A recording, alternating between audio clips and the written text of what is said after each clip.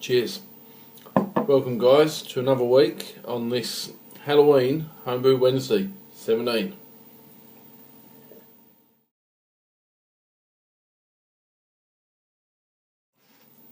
So what have I been up to this week? Fully kegged the Hop Zombie. That's now charged. It's not quite ready yet in terms of forced carbonation. I had another taster yesterday and slightly fizzy, and it can be drunk.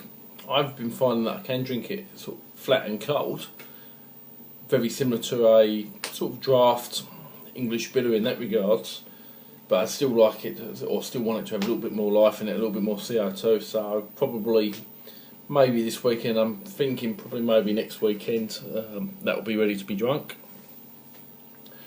I brewed my Black Magic American Lager, which was based on the Dixie Brewing Company's Voodoo Blackened Lager, I believe it was called. So that went in, that enjoyed making that. Made that on Sunday. I've got the Speckled Cow, which was I believe was the brew that I made, the very first Homebrew Wednesday video that I made.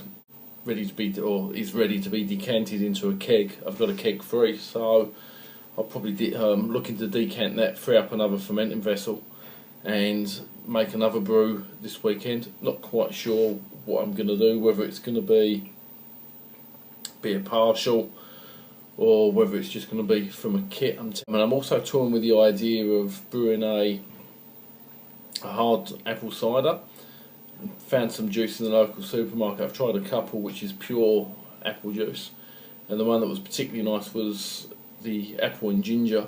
Now his Uncle Jonas has been playing with various different ciders, particularly after his trip to Somerset, and there's a little bit of an inspiration, so I'm looking to maybe do, not a big batch, maybe a couple of litres, 2 litres, between 2 to 5 litres I'm looking to maybe make.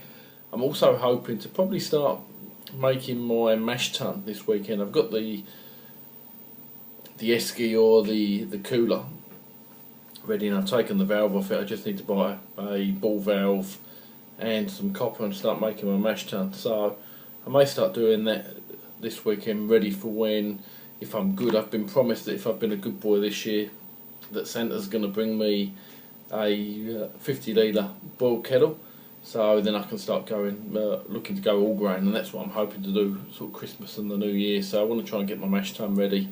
Other than that, it's been fairly quiet. I've sort of drew a couple of bottles off of Hop Zombie, so they'll be to mature, ready for when that one's drunk. I only got about 20 pints out of it in the end of the time I've been testing and tasting as we've gone along. So what went from 20 litres quickly went down to, or 21 litres I think it was, quickly went down to about 10 litres. I think that's 2.5 gallons in the old language. So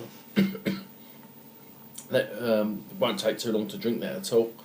So done that, cleaned some of my equipment out, just looking to buy some hops from, I think it's Yakima Valley, so it's cheaper for me to buy some hops and import them, so I'm looking to do that, for probably get some citrus to have another go at maybe making a zombie dust or something of that ilk, and probably just some Cascade, which is maybe some Northern Brewer, which tends to be sort of pretty mainstay hops, and then I can supplement them with ones from the local shop. So I thought I'd show you guys what's currently in the secondaries, still waiting to clear. They're very, very cloudy, so don't judge me too much.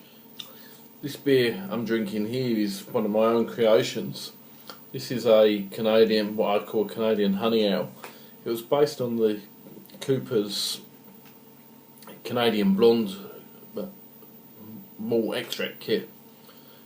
And I also then added some extra sales hops and some local honey.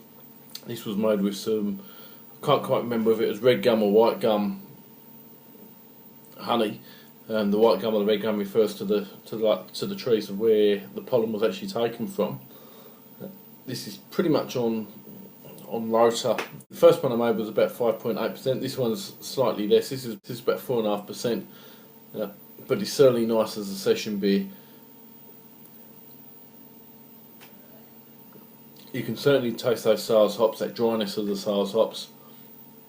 But as you drink, you get the bouquet of the honey and that little slight sweet taste, and nice, quick, easy brew to make. It's the Pete's Wicked Brown Ale clone that I done. Just waiting for that. That went into the secondary this weekend, so just waiting for that to clear a little bit.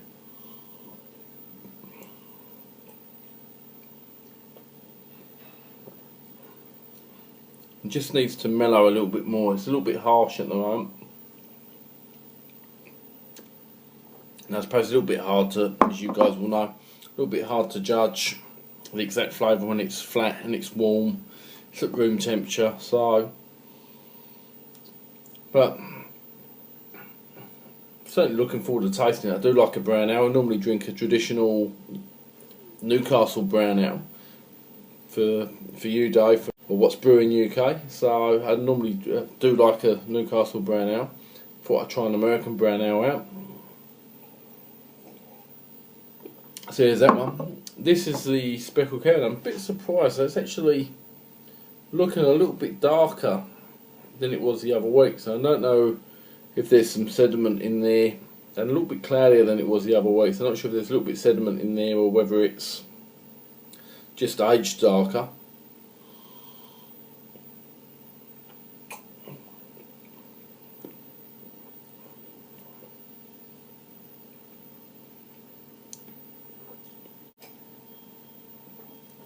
And a bit fruity, I suppose. I think it is okay. So who knows? Fingers crossed, hey guys. So that's the Speckled Cow that I'm just waiting for that to clear a little bit more. But that will go in the keg before the end of the week. That clears up the other fermenters. So I've got the Pete's Wicked Brown Ale in the secondary. I'll take the Cooper's Pale Ale with the, as I've called it, the Cooper's Kent Pale Ale, which has got the East Kent Goldings hops in there. So that will go into a secondary this weekend once I've decanted the Speckled Zombie, or the Speckled Cow. That'll go in there. That will give me free up a fermenting vessel, and I've just got to decide on what I'm going to put in there. Okay, SJ, I just thought following on from your Homebrew Wednesday last week, I thought I would give you the reasons why I started Homebrew. I've been doing, probably, like I said last week, I've been doing brew on premises here in Australia probably about 3 years ago. I started doing that, maybe 4 even. I started doing that, and I'd done that with a buddy of mine who I used to work with, and we done that probably around about a year. And I just basically got fed up of him bringing bottles to me for me to clean and to sterilise, and then to meet him down at the brew on premises to bottle and cap together, and then him take half the fruits of the labour. And it just became a real chore as the kids got older. With the various different activities. My oldest daughter, I've got 3 daughters. My oldest daughter dances. My middle one runs, is a sprinter, little athletics.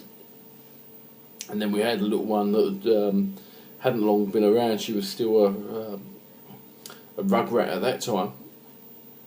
And it just become hard, and I've just begrudged giving up my sort of Friday afternoons, and I went back to buying bottled commercial beer. And then, because of, I suppose, mainly driven by the cost, but also the variety, and the one thing I did enjoy about doing the brew on the premises was the variety of beers, and opening up my whole sort of knowledge and taste to different types of beers, different characters,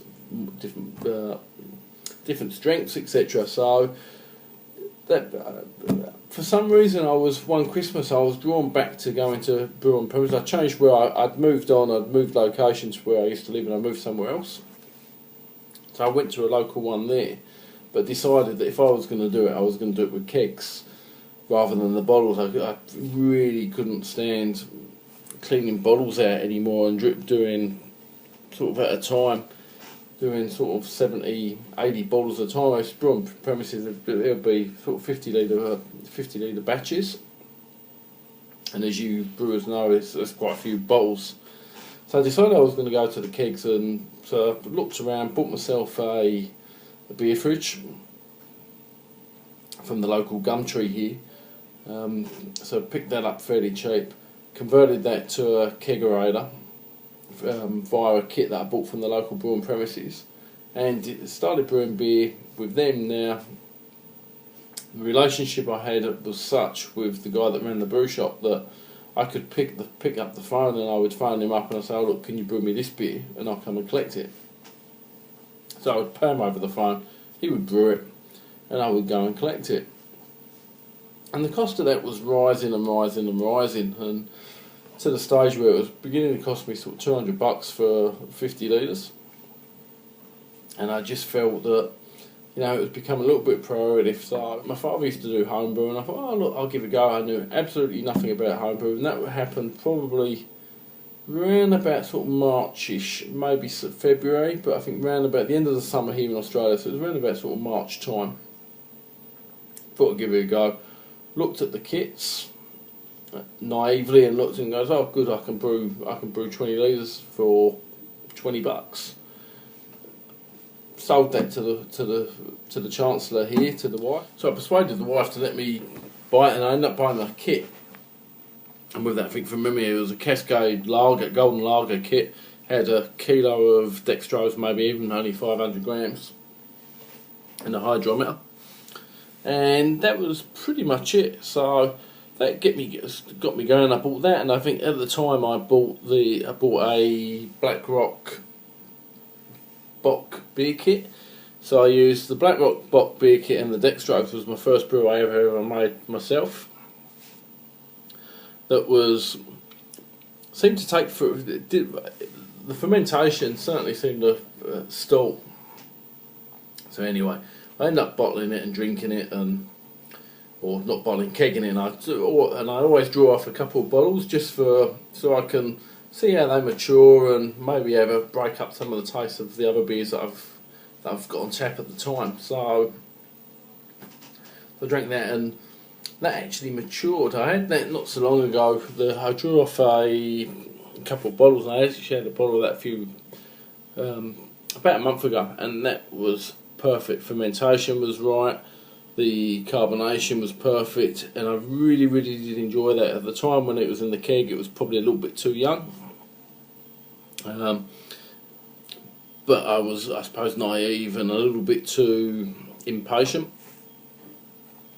So to put that one down, and then I bought with the Cascade Lager, I ended up buying like a booster kit type thing with it, which had a few grains, had maltodextrin, a bit of dextrose that I mixed in with it. So that were the first two beers that I'd done, followed by various other bits and pieces. And I decided that I wanted to do a little bit more and be a little bit more experimental, so I ended up purchasing a book on Amazon, which was 200 clone beers, which the Pete's Wicked Ale was from, the Black Magic Ale was based on. I also done a beer which I may do this weekend, I'm not quite sure, which was called SW2, which is an English pale ale. I would say today that is probably the best beer that I've actually brewed myself. Really thoroughly enjoyed that one, so I may brew that again this weekend. But yeah, I've never really looked back. I'm now doing more partials than kits. I do the odd kit every now and again, just for ease. But yeah, I've never looked back, and looking, like I say, been promised that if I've been a good boy, Santa's going to bring me a brew kettle. So yeah, looking for the new year to start doing going all grain. So there, SJ, that's why I started. I'm sure probably the same as many others, but I look forward to hearing everybody else's stories as well. Okay, that's for this week, guys. Thanks for watching. Look forward to seeing you all next week. Happy Homebrew Wednesday. Happy Halloween. And 17. Cheers.